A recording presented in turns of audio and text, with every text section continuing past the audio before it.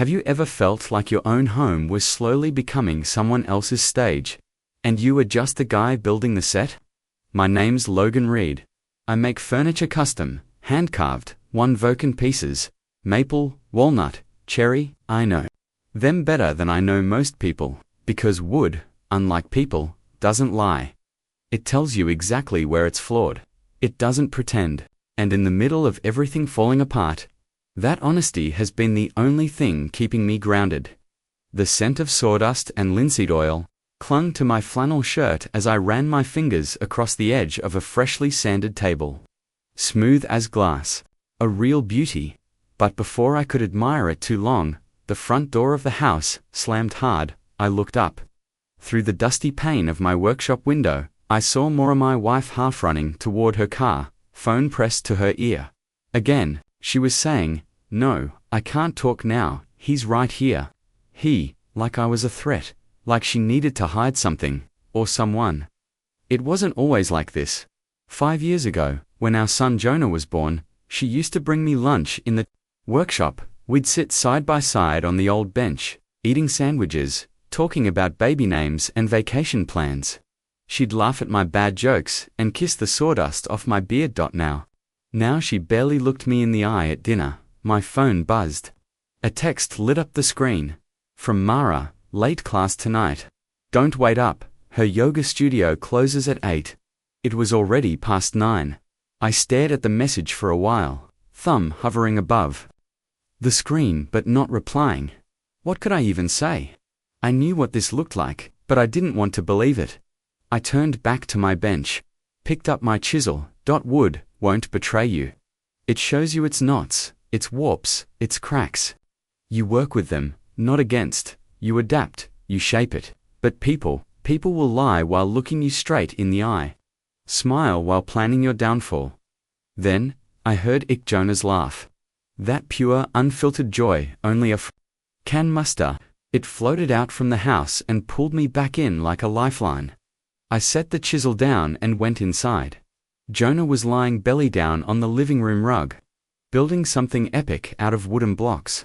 Towers, bridges, Rams's own little city. "Dad, look," he shouted, holding up one of his creations. "It's as tall as me." I sat beside him and gave a nod of approval.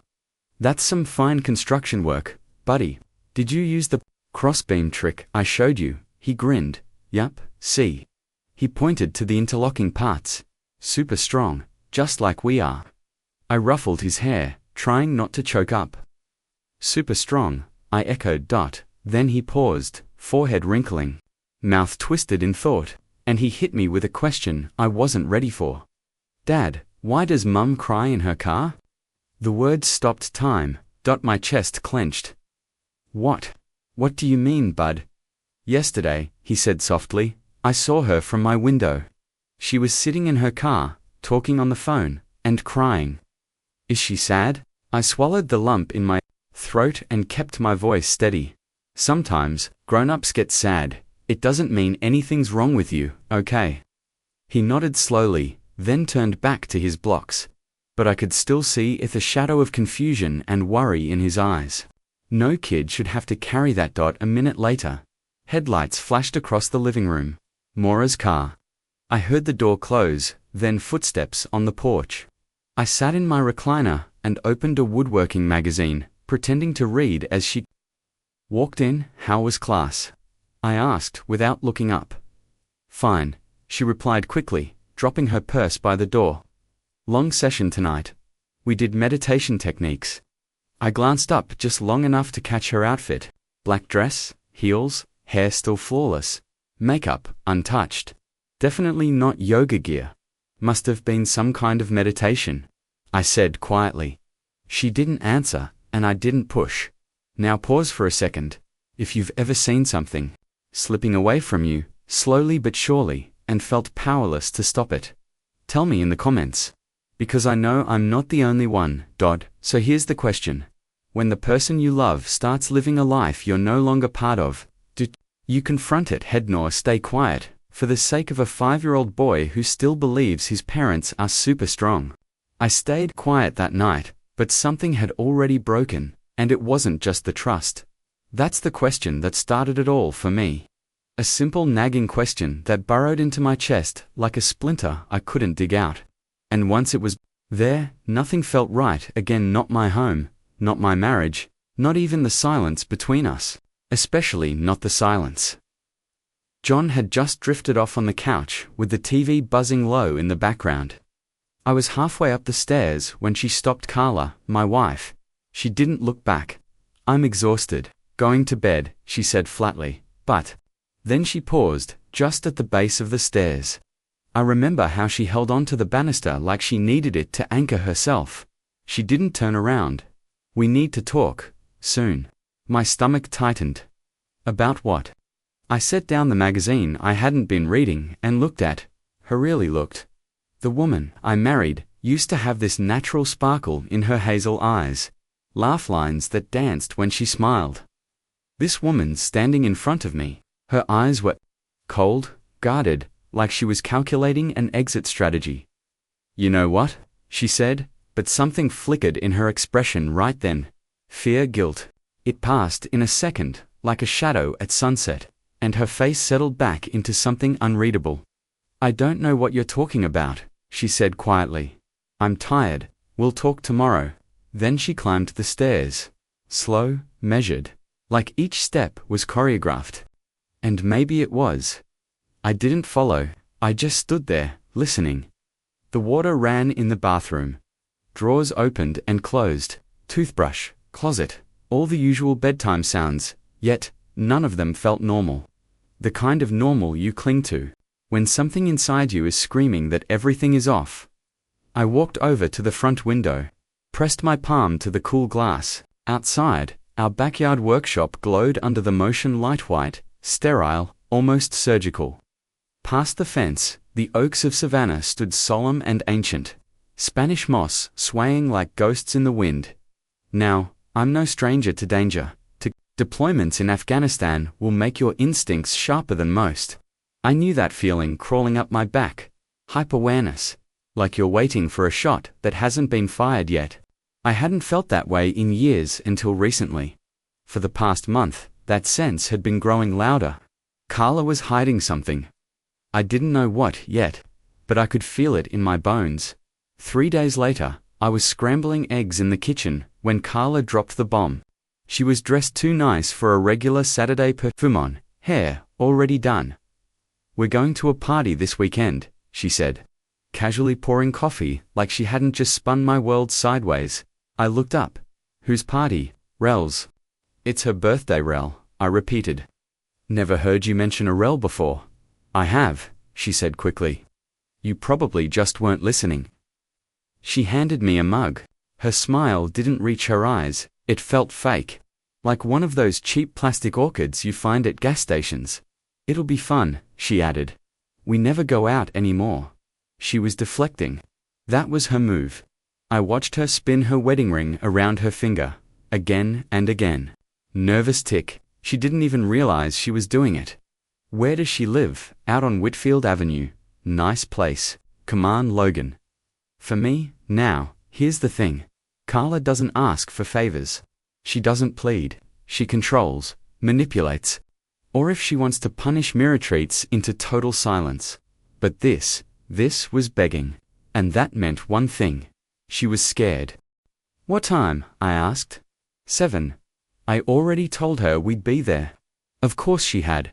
Now let me ask you something. What would you have done in that moment? Would you have said no? Pressed harder? Pretended you didn't notice the way her hands were trembling? Drop your answer in the comments. I'm genuinely curious. Because I nodded. And right then, I knew I wasn't just going to a party. I was walking straight into a trap. What would you do if the person your partner told you not to worry about turned out to be the very person they were dressing up for? That thought haunted me the moment Naon stepped out of the bedroom in that red dress. It wasn't the dress itself, it was the lipstick, the heels. The way she studied herself in the mirror like she was auditioning for someone else's attention. You're dressed up, I said, trying to keep my voice even. She didn't look at me. Is that a crime? She snapped back. No, it wasn't. But something about her tone told me this wasn't just a dinner party. This was a performance. The drive through Savannah's historic district felt like traveling through a painting I wasn't invited to be part of. Spanish moss hung like secrets from the trees, and the air clung to my skin heavy, uncomfortable. We passed antebellum homes and quiet fountains until we reached Whitmore Heights, the kind of neighborhood where every driveway flaunted a different flavor of wealth. We pulled up to a house glowing like a movie set. Cars lined the block. Laughter spilled from open windows. I didn't know these people, but I knew the type. She's popular, I muttered. She knows everyone, Neon said, checking her lipstick, again in the visor mirror. Then, like a warning, be nice tonight. Don't do that brooding loner thing. I wanted to tell her I wasn't brooding, I was just tired. Tired of pretending I belonged in rooms like this. But I nodded.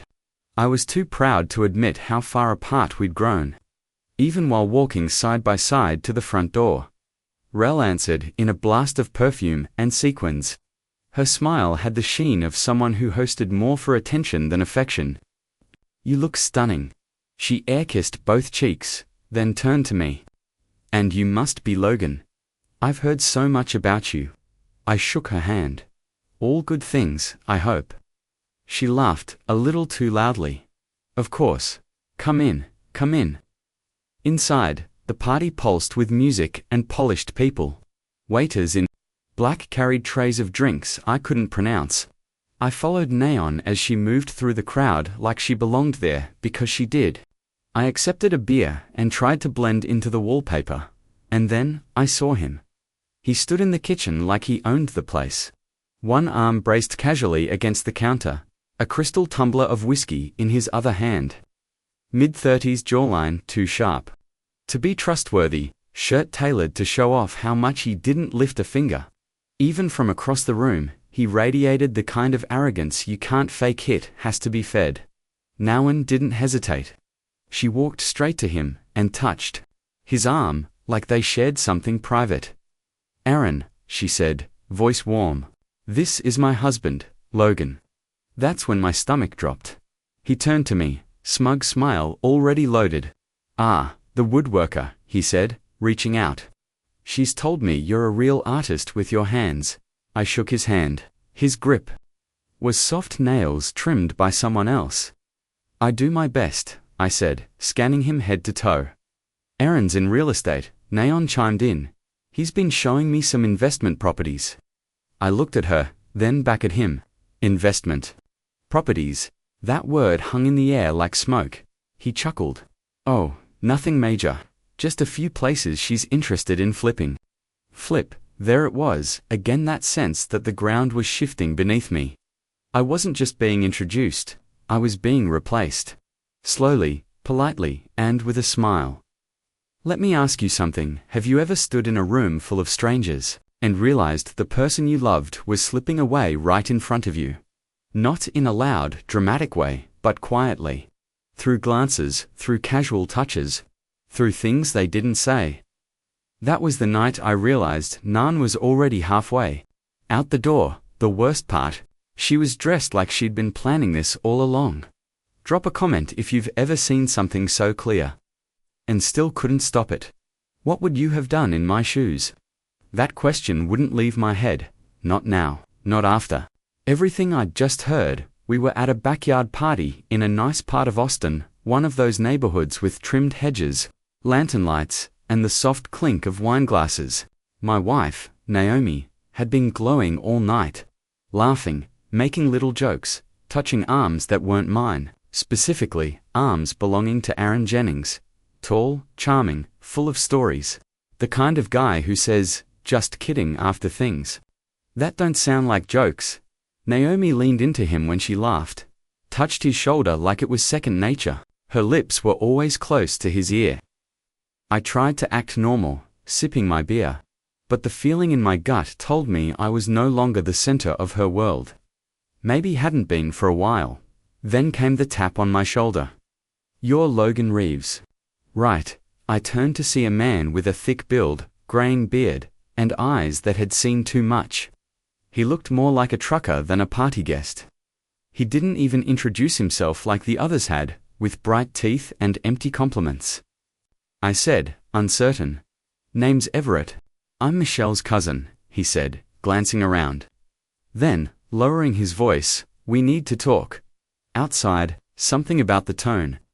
It cut through the noise of clinking glasses and Spotify playlists. I followed him without hesitation. Military reflexes still buried in me like shrapnel. We stepped onto the patio. The backyard was quiet, strung with Edison bulbs that cast soft shadows across the lawn. Everett lit a cigarette and exhaled slowly, like he was trying to figure out how to start. How well do you know these people? He asked. I shook my head. First time meeting most of them. Good, that'll make this easier. His voice tightened. His next words made the blood drain from my face. You need to leave tonight. Now I blinked. What? He leaned in because you weren't supposed to leave this party alive. A chill spread through me, slow and paralyzing. I reached instinctively for my hipwear. My sidearm used to be. Nothing but denim now. What the hell are you talking about? Everett looked me in the eye. Michelle's got a big mouth when she drinks. She told me what your wife's planning, what they're planning. 1,000 conversations, suspicious glances, awkward silences, all of it started to make a horrible kind of sense. I asked, though I already knew, your wife and Aaron been scheming for months. They're gonna drug you tonight, make it look like a heart attack. Or maybe suicide. Naomi's already been telling people you've been depressed. My pulse roared in my ears. You're lying. I wish I was. He tossed his cigarette into the grass. Look, man, I don't know you, but I've got 2 kids. I can't stand by and let this happen. My hands balled into fists. Why would you tell me? Because it's wrong, and because your boy Jonah, right, doesn't deserve to lose his dad to this. Time stopped. My throat dried out. Where is he? At home, I'd assume. Babysitter, maybe. But if this goes the way they planned, Aaron was gonna start playing stepdad by morning. I turned and looked through the glass door. Inside, Naomi was laughing, her hand on Aaron's chest, her fingers resting just a little too comfortably over his heart. Now I want to ask you something. What would you do, standing where I stood? Would you confront her? Walk back inside and act like nothing's wrong? Or would you run? Let me know in the comments, because I had no idea what I was going to do next.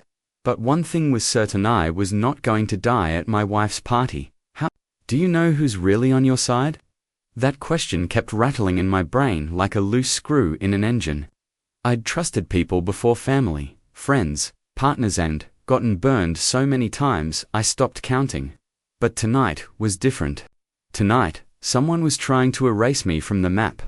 And the worst part, the people I thought loved me might be the ones holding the pen. I was leaning against the back porch railing when Travis found me. His voice came sharp, low. Rachel's been running her mouth again. Says, you're in the way, like this is some twisted love story. I squinted at him. Excuse me, she thinks it's all romantic.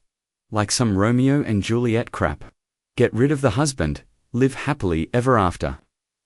That stung, but it was his next sentence that froze me in place. She has no idea what kind of monster she's helping. I stared at him. I wanted to believe he was exaggerating, paranoid, maybe drunk, but deep down, I felt the shift. Like when the air pressure drops, right before a tornado hits. Why should I believe you? I asked. Travis didn't answer right away. He pulled out his phone, swiped through a thread, and held the screen out to me. Rachel, it's happening tonight. Nate is finally going through with it. Travis, going through with what? Rachel, getting rid of Jordan. Travis, what do you mean? Rachel, you know, permanently. They've got it all planned out. I read the messages twice, the timestamps. Less than an hour ago, I tried to stop her, Travis said, but she's too far gone. Best I can do is warn you. My throat was dry as sand. I need to get to Mason. Then do it. Grab him and get out tonight. Don't pack. Don't call anyone. Just vanish. And then what? That's up to you. But if you stay, you're dead. Man. I didn't say anything at first.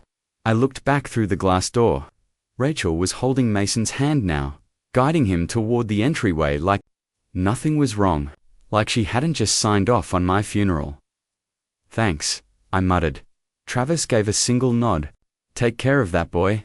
I walked back inside with every nerve lit up like a tripwire. Suddenly, everyone's smile felt sinister. Everyone's eyes looked like they knew something I didn't. I spotted Rachel near the front, pretending to search for me. There you are, she said. Where'd you go? Just needed some air. I forced a smile. You ready to leave? She blinked. Leave? We just got here. Mason's having fun. I'm having fun. I'm tired. I want to check on Mason before bed. Her gaze shifted toward Mason, who was playing across the room. Can't we stay a little longer? No. My voice cut the air like a blade. We're leaving now. And then it happened, just a flicker. Her face dropped the act, just for a second. Behind the mascara and soft voice was a stranger. Cold, calculating. Fine, she said. Let me get my purse. As she stepped into the kitchen, Mason came over with that same cocky smirk that always made my skin crawl. Leaving already? Party's just starting. Early shift tomorrow, I replied, keeping my tone neutral. He laughed softly. Ah, the hard-working family man. He leaned in slightly, his voice dripping with something darker. I'm sure. I'll see you around, Jordan, real soon. That wasn't a guess. That was a warning. I stepped closer, locking eyes. I doubted, for once. That smile cracked. Rachel returned with her bag, smiling like everything was fine. We said polite goodbyes. I shook hands. I got cheek kisses, and all the while, I was calculating the next 10 moves, like a man playing chess with his life. Get, Mason, get out, figure it out later. The drive home was dead silent. My hands gripped the wheel so tight, I thought I might snap it in two. Now, I want to ask you something. What would you do if the person you loved most plotted your death behind your back? Would you run? Would you fight? Drop your thoughts in the comments and tell me what you think I should do next. What would you do if you found out someone you trusted, the person you built a life with, was planning to kill you? I wasn't supposed to hear what I heard that night. I wasn't supposed to be home early, but fate, or maybe something deeper, intervened. It started like any other evening. Kayla stared out the passenger window, silent. Her phone buzzed again, and again with messages she ignored. I noticed the babysitter's car was still parked in our driveway when we pulled up. For a moment, a small breath of relief passed through me. My son, Mason, was still safe. I paid the sitter and thanked her quickly, watching as her taillights disappeared down the street. Upstairs, I found Mason fast asleep, his little chest rising and falling in the soft glow of his nightlight, one arm tightly wrapped around his battered stuffed T-Rex. I stood there in the doorway longer than I should have, taking in every tiny detail. The tousled curls on his forehead. The way his foot peeked out from under the blanket. I didn't know it then, but I was locking in that moment for the rest of my life. Downstairs, Kayla was in the kitchen, supposedly making chamomile tea, but I could hear her voice, soft, hushed, clipped. It wasn't the tone of someone checking in with her sister or chatting with a friend. It was colder, sharper. No, he has no idea, she whispered into the phone. I don't care what it takes. I'm done playing this part. Tomorrow night, it ends. I'm serious. I froze halfway down the steps. For a second, I told myself I must have misunderstood. But then she said something that punched the air out of my lungs. Just make sure everything's ready this time. I can't risk another failure. My heart pounded in my ears. My hands started to sweat. She wasn't talking about ending a marriage. She was talking about ending me. I leaned against the wall, every instinct from my years in the army kicking in. I moved silently back up the stairs, stepped into Mason's room, and closed the door behind me. I knelt by his bed. Hey buddy, I whispered, gently nudging his shoulder. Wake up. His eyes fluttered open, confused at first, then focused on me. Daddy, what's wrong? We're going on an adventure, I said, keeping my voice light. But we've got to be super quiet, okay? His sleepy face lit up. Like camping? I smiled, even though my throat felt like it was closing. Just like camping. Remember how I told you about sleeping under the stars? We're doing it tonight, really. But what about Mummy? It's a surprise for her. We'll tell her later. That lie tasted like acid, but he nodded trustingly. We packed together. Stuffing his backpack with a few clothes, pajamas, and his favorite toys, he handed me the dinosaur, just in case. My hands were trembling so badly, I nearly dropped it. We tiptoed down the stairs, carefully avoiding the steps that creaked. Kayla was still in the kitchen, whispering. I didn't stop. I couldn't. I grabbed the truck keys from the hook by the front door. As I opened it, the cool night air hit my face. Mason was bouncing slightly from excitement.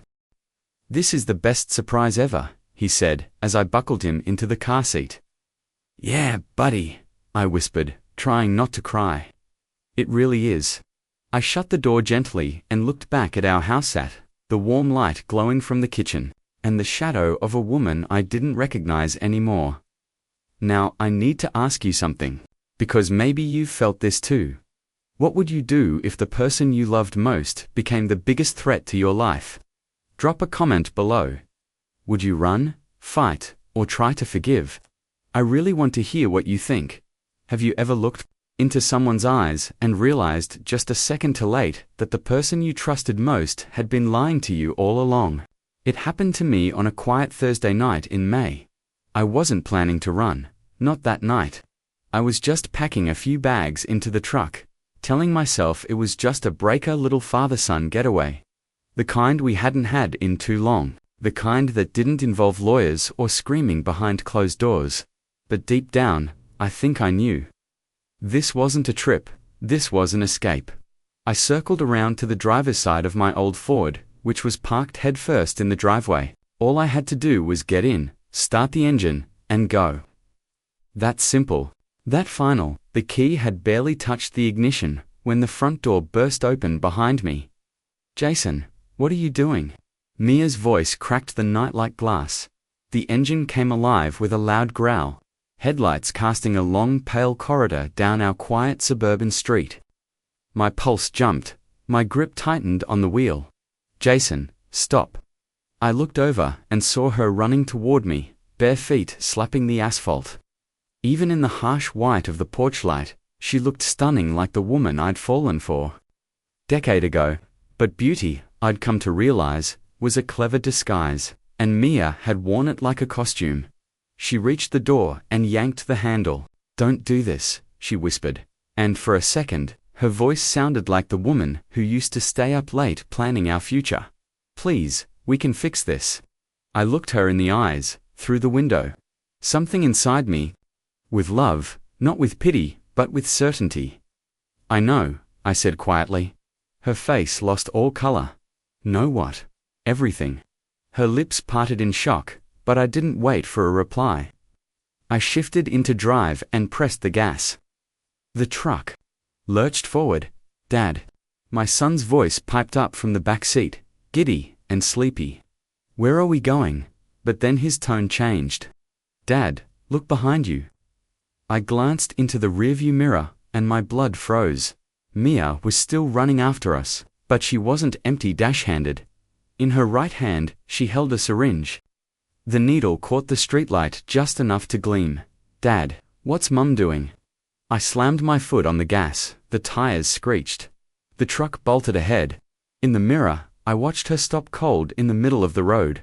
Arms slack, syringe still dangling from her fingers. My wife, my son's mother, had just tried to drug me. With what, I didn't know, but that image, that silhouette under the yellow light, will haunt me for the rest of my life. As we pulled away from the neighborhood, block after block, my hands wouldn't stop shaking on the wheel. My heart thundered like a war drum inside my chest. I forced a breath and glanced back at my boy, who was now half asleep in his booster. Sorry, buddy, I said, trying to sound normal. Got a little too excited about the camping trip. Where are we going? Good question.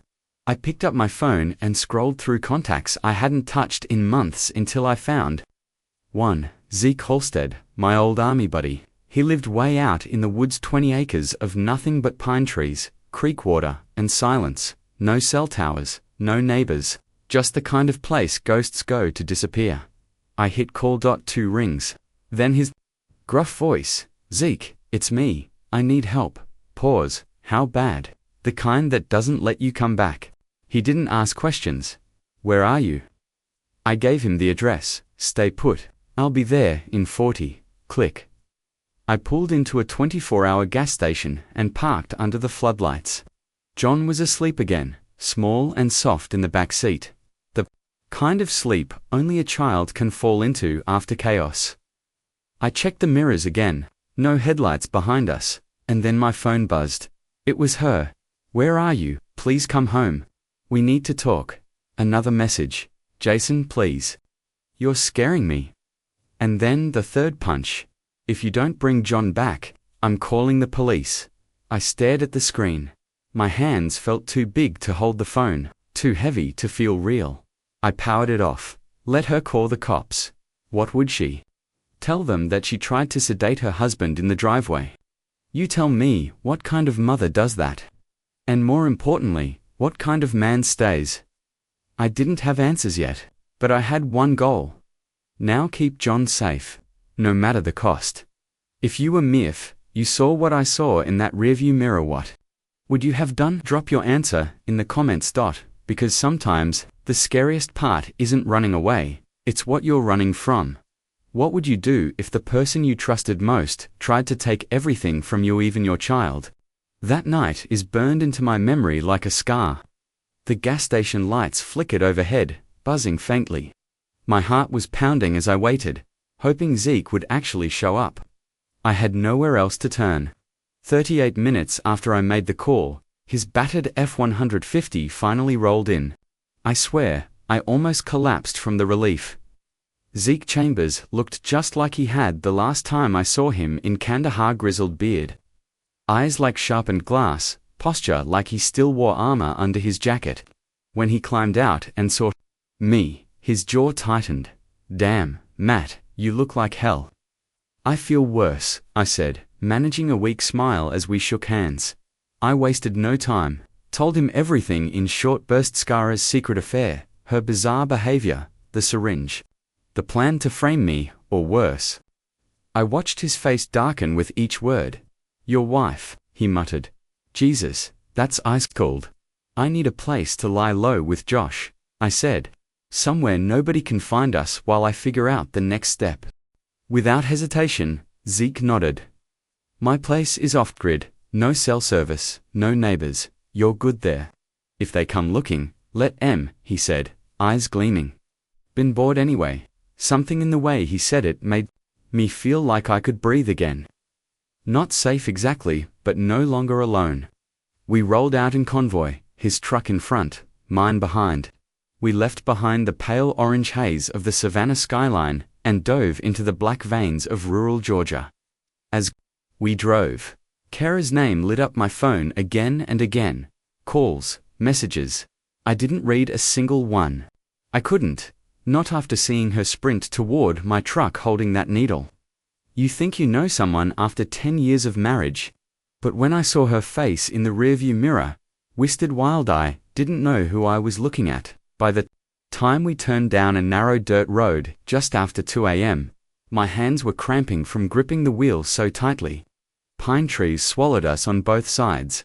No lights, no signs. Just the crunch of gravel under our tires and the whisper of night. Bugs. We came to a clearing. Zeke's cabin stood like a shadow in the moonlight, sturdy, quiet, surrounded by darkness so thick it felt alive.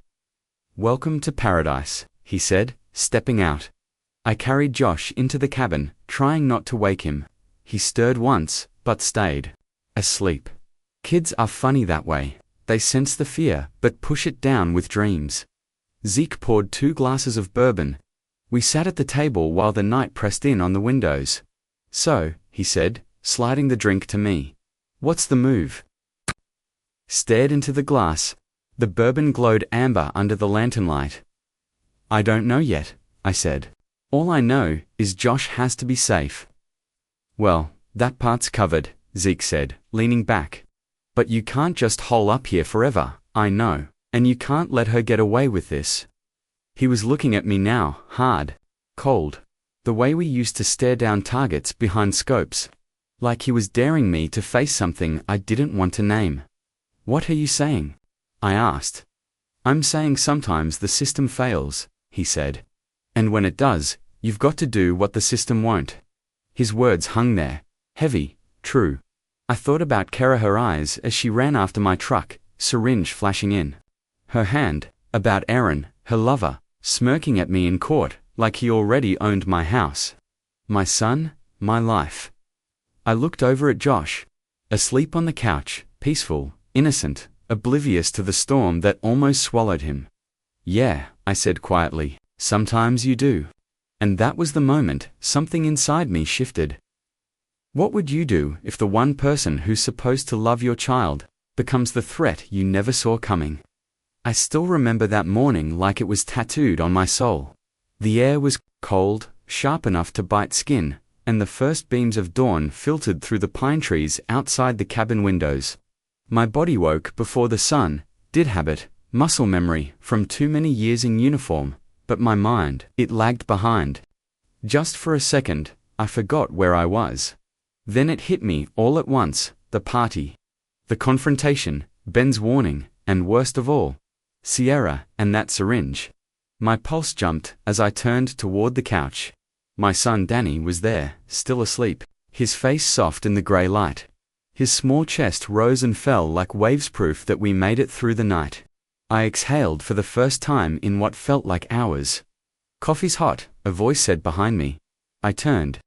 There stood Marcus, leaning against the doorway with 2 steaming mugs. His hoodie was pulled tight against the chill, but his eyes were sharp, alert. He'd been up for a while. Thanks, I murmured, taking one of the mugs. The first sip felt like battery acid and salvation. I winced, still making it strong enough to melt metal. Huh, always, he chuckled, taking the chair across from me. Sleep at all? Some, I said, rubbing the back of my neck. Nightmares. He didn't ask what about, he already knew.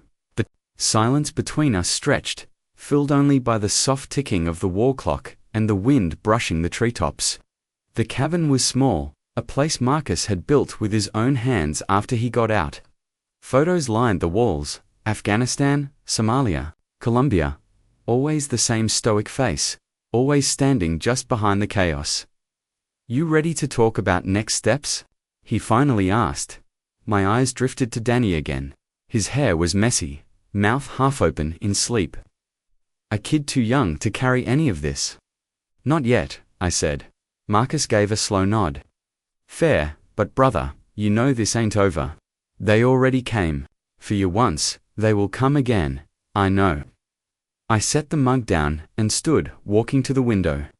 Outside, the woods stretched for miles deep, wild, endless. A man could disappear in there if he needed to. But Danny deserved more than a fugitive's life. He deserved normal, safe, loved. There's a guy named Everett, I said. He warned me. He didn't have to. You think he's clean? I don't know, I admitted. But if he was part of the setup, he didn't act like it. He looked sick about the whole thing. Marcus grunted. Then maybe he's the one we lean on. I didn't respond. My phone buzzed on the table. Again. The name on the screen, Sierra.17, missed calls. 43 texts. The first few were begging. Then the threats came. Then the blame. You can't keep him from me. That's kidnapping. Aaron says, you're unstable. We're going to court. You're finished. Then the one that froze my blood. Aaron says he'll take care of him now. Aaron, her new boyfriend. The man she once introduced as just a coworker. Now suddenly he's dad number 2. Danny, came a small voice behind me. I turned. He was awake, rubbing his eyes with tiny fists, his blanket half draped over his head. Where are we? I sat down beside him and wrapped an arm around his shoulders. We're somewhere safe, bud. That's what matters. But was it really? And for how long? If you were in my shoes, what would you do next? I'm not asking just to ask. I need to hear from people who know what it feels like when the system doesn't care, when the people you thought you knew turn into strangers. Drop a comment below. What would you do to protect your child? When the threats are coming from inside? Your own life, your voice matters. Have you ever realized too late that someone you trusted had been playing a game behind your back, and they were winning? That's exactly where I found myself, sitting in the corner of a cozy wooden cabin deep in the North Carolina hills. My 6-year-old son, Jamie, was spinning in circles on the pine floor, giggling like we were on a summer vacation. "Dad, this is like a fort," he beamed. I smiled, but I couldn't feel it. My best friend Marcus had offered us refuge after I called him in a panic the night before. And now, here we were, pretending everything was fine while the truth stalked us from the city like a storm we couldn't outrun. Jamie was too young to understand. He lived in the moment, his little world still full of magic and pancakes. He didn't ask about his mum.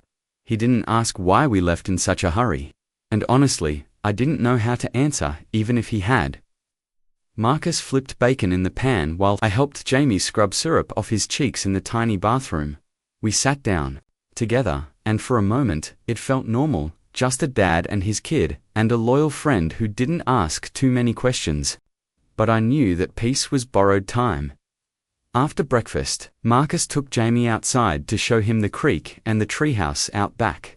I sat on the porch, trying to breathe, but the weight in my chest wouldn't lift. The air was fresh, clean. Birds chirped in the trees, and the pines swayed like they didn't know the world could turn so cruel. Then Marcus came back with a simple line that broke the silence. "We don't call the cops. We call the truth." I blinked. "What do you mean?" "I mean we don't run, we fight, but smart. We get proof cold, hard proof. Not the kind they can twist in court.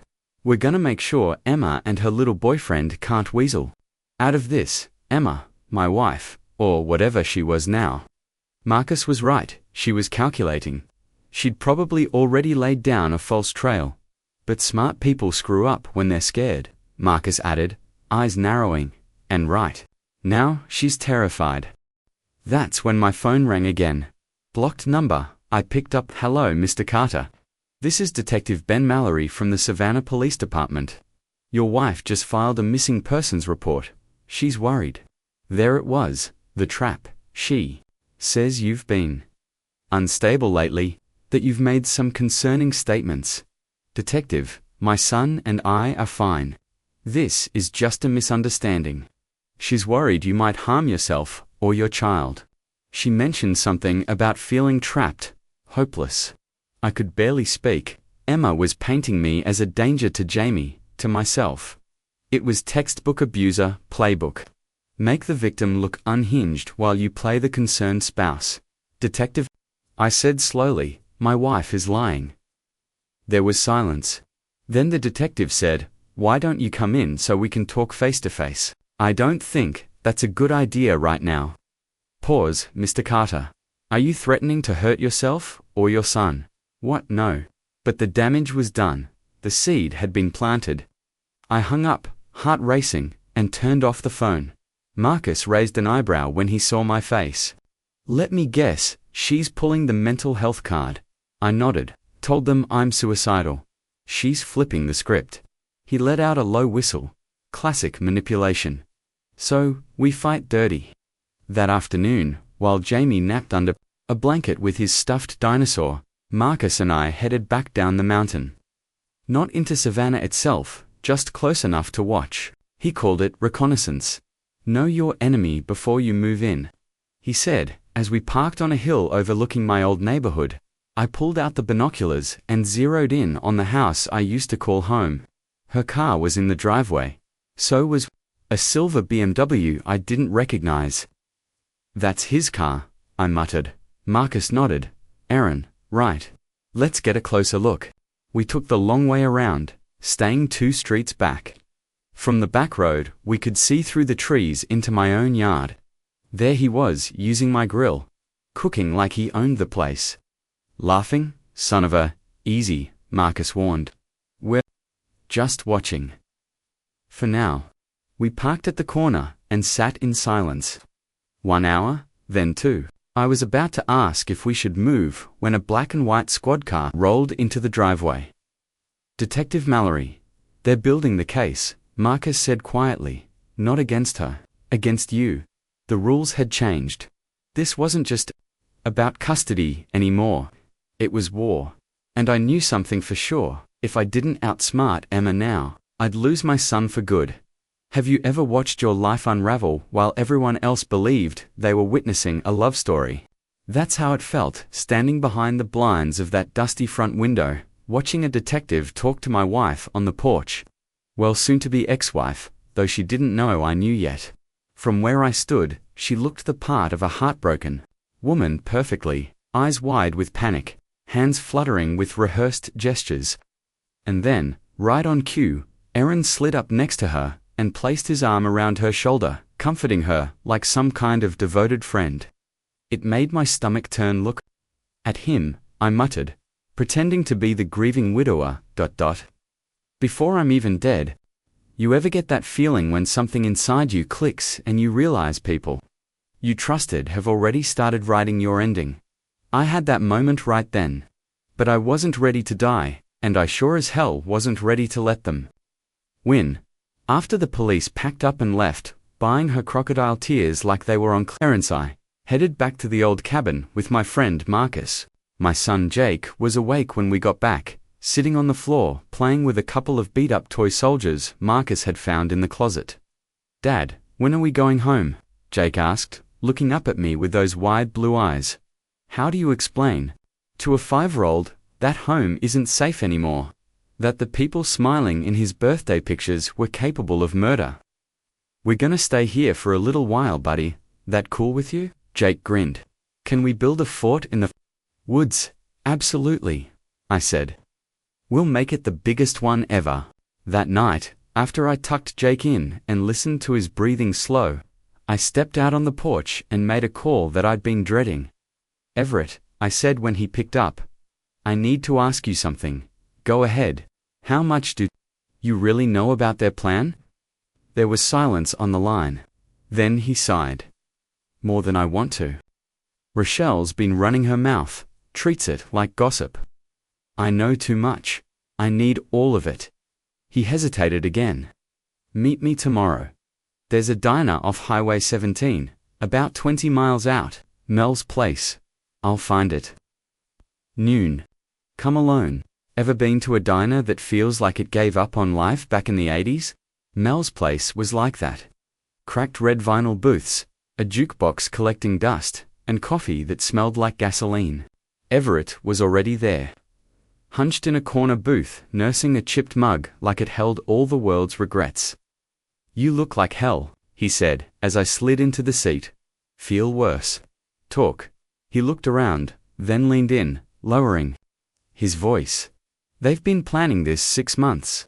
Your wife Heather and Aaron met at some real estate thing. Started as an affair, then it turned into something darker. I clenched my jaw.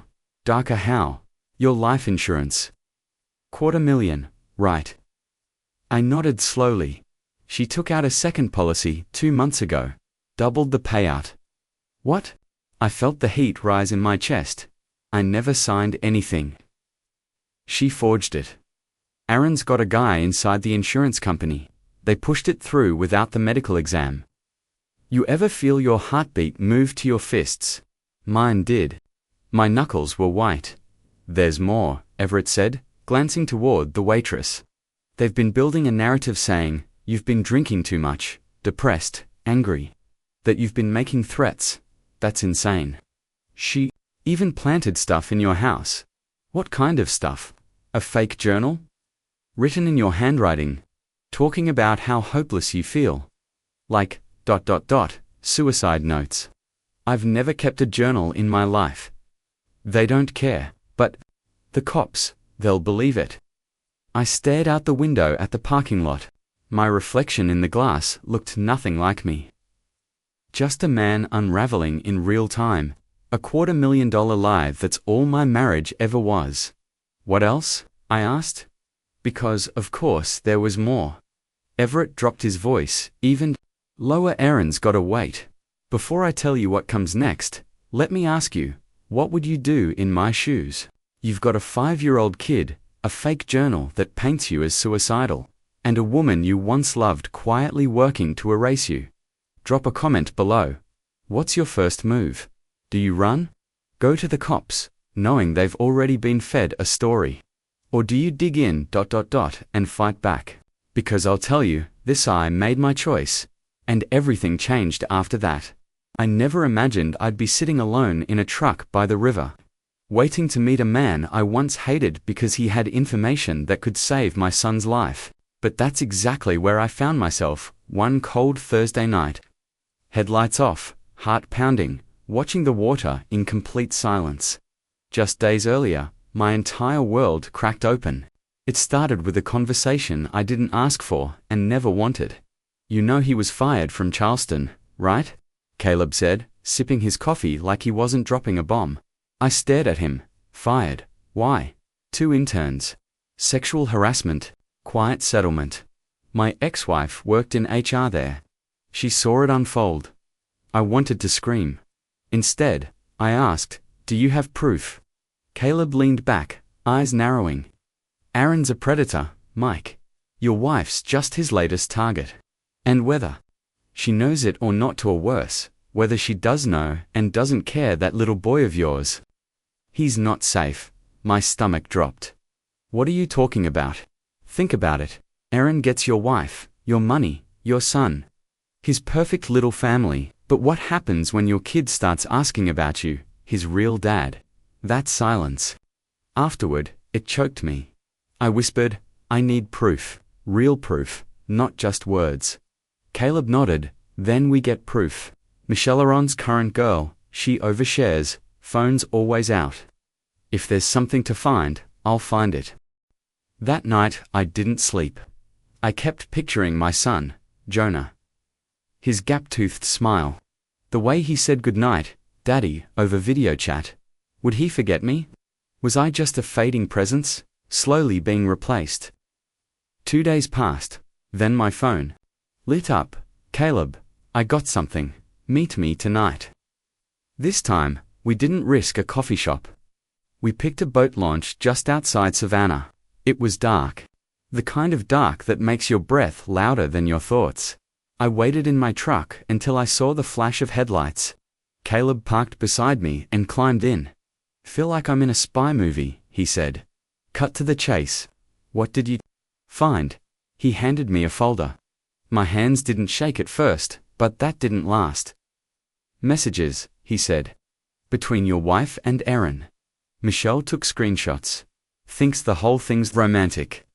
I opened the folder. What I read made me want to vomit. Once he's dead, we'll get the money and the kids. Jonah will forget about Mike eventually.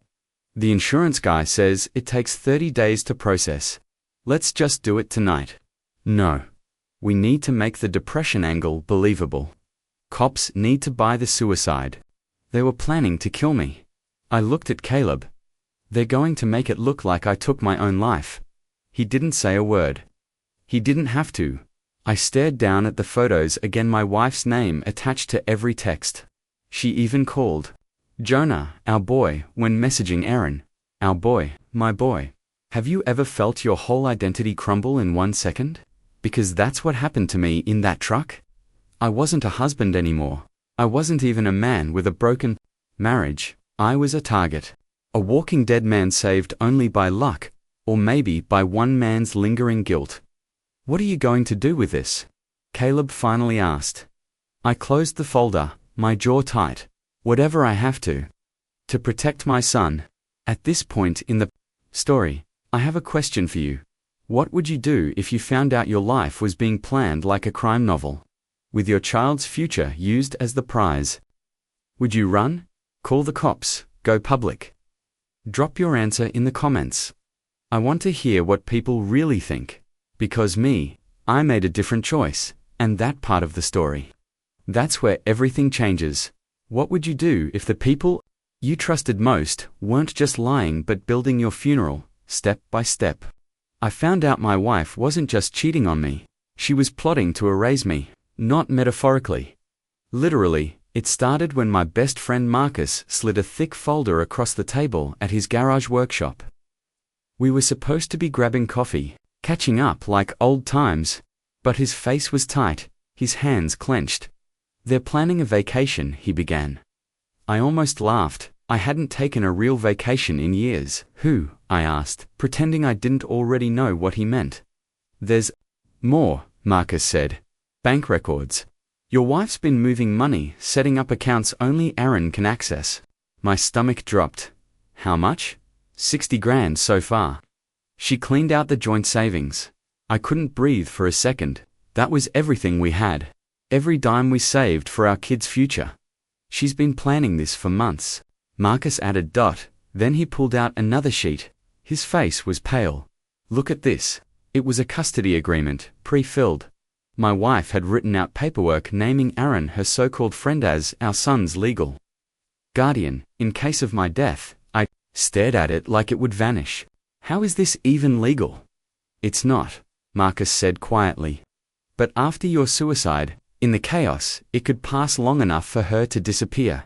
By the time anyone realizes it's fraudulent, they'd be gone." I finished. Gone. With my boy, I wanted to vomit. I handed the documents back, hands shaking. "I need you to do something for me." "Anything," Marcus said. "I want you to confront Rel. Get her to admit it on tape. That's risky, if she finds out."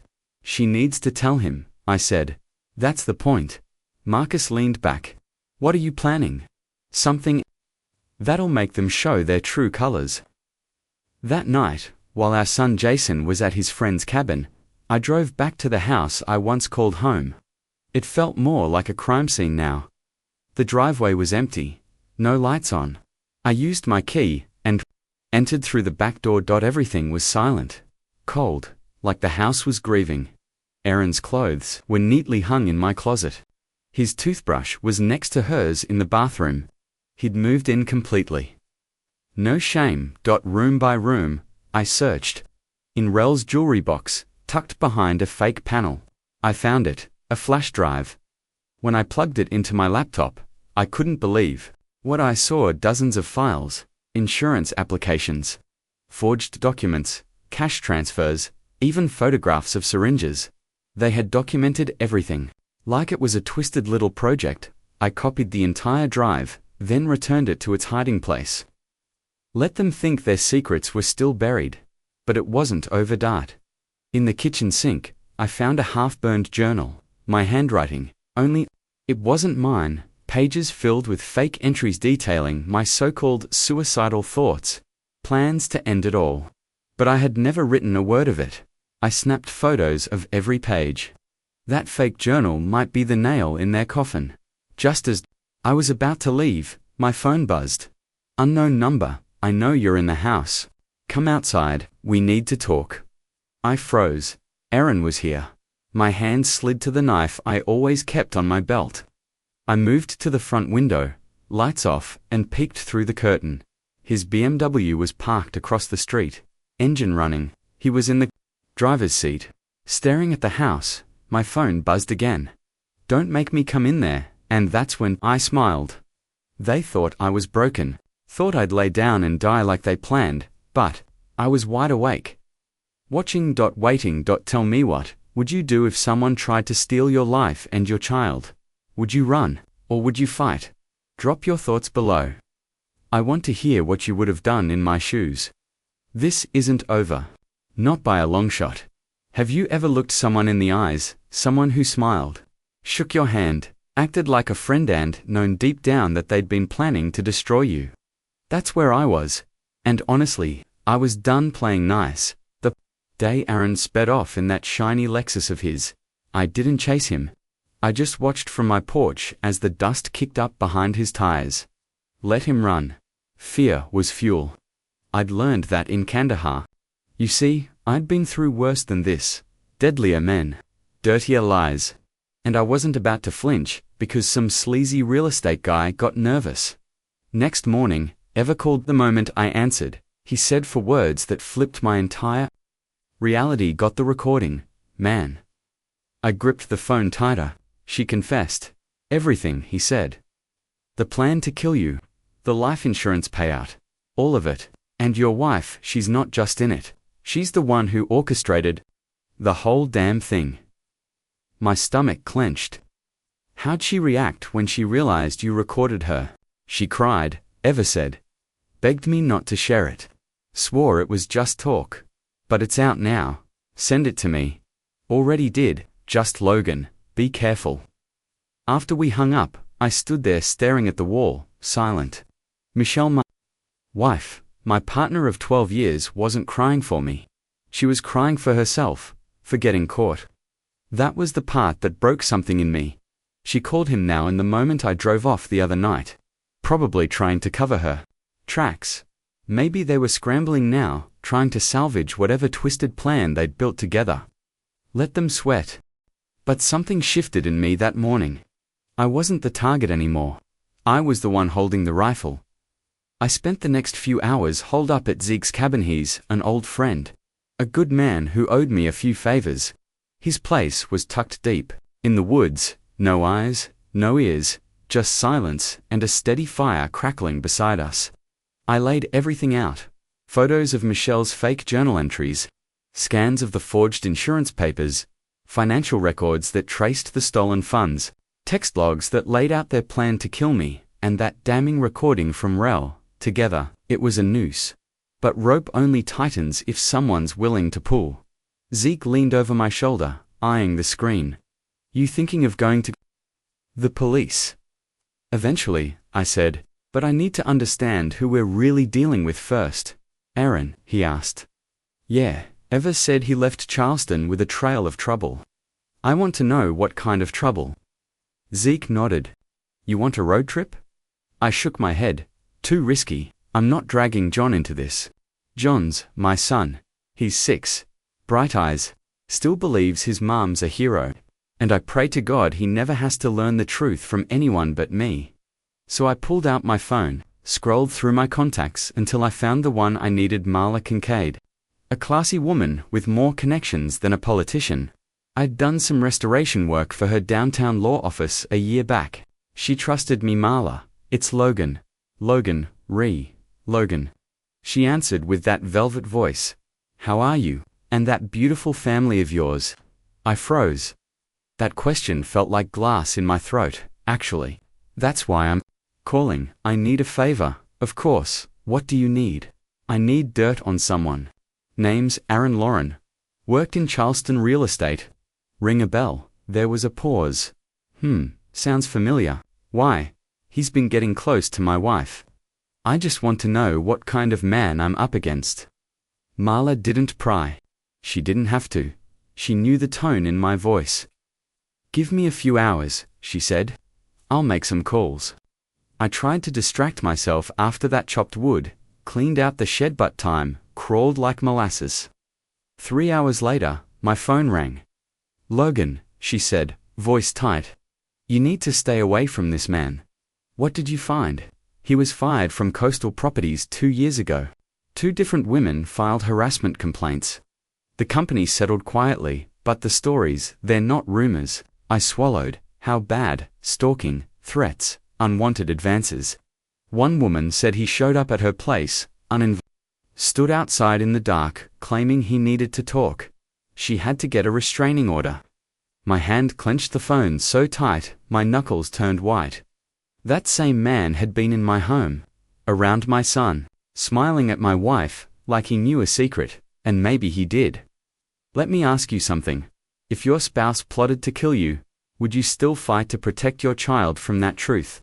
Or would you burn everything to the ground to expose them? Drop your thoughts in the comments. Because right now, I'm standing at that crossroads.